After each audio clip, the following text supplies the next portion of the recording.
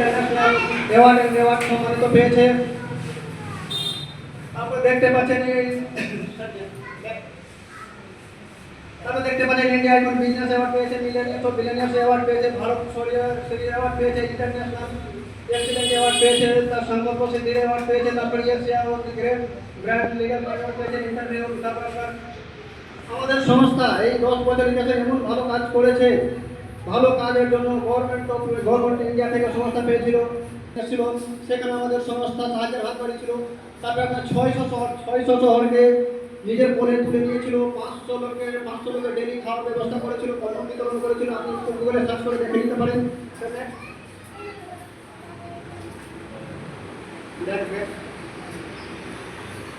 দেখেন living long living short.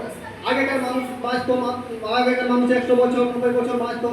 এখনকার মানুষ 90 বছর বাঁচতে পারে। তার মধ্যে তার মাঝখানে কি হচ্ছে দেখেন, লিভিং লং এটাই হচ্ছে আমরা যেটা আমাদের প্রাকৃতিক যেটা খাওয়া দাওয়া ছিল, যেটা আমাদের ধরুন যেটা খাওয়া দাওয়া ছিল, তখন মানুষের পপুলেশন খুবই কম ছিল আর জমি জায়গা আমাদের বেশিরভাগ ছিল।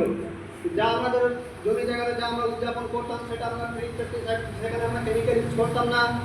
সেখানে রেডিয়েশন দেখেন বিভিন্ন লেভেল চলে যাচ্ছে। আগে 4G ছিল, 5G রেডিয়েশন চলে। রেডিয়েশন বিনিময়ে মানুষের যেটা মানুষের যেটা শারীরিক ক্ষমতা বা ইমিউনিটি পাওয়ার, মানুষের রেডিয়েশনের জন্য ইমিউনিটি পাওয়ার মানুষের ধীরে ধীরে ডাউন হয়ে গেছে।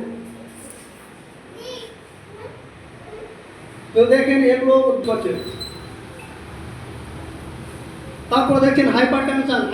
আমরা এই ধরনের এক ধরনের রোগের শিকার হয়ে গেছি। হাইপারটেনশন বলতে যে এমন বোঝায় যে আগেকার মা বাবা যদি ছেলেমেয়ে যদি কিছু বলে দিত, তার উল্টো জবাব মানে ঘুরিয়ে দিত না। এখন দেখবেন ছেলেমেয়ে যদি কিছু বলে দেন, তার উল্টো জবাব দিয়ে দিচ্ছে। আমি চাইবো আমার ইমোশনের জন্য জোরদার হাততালি।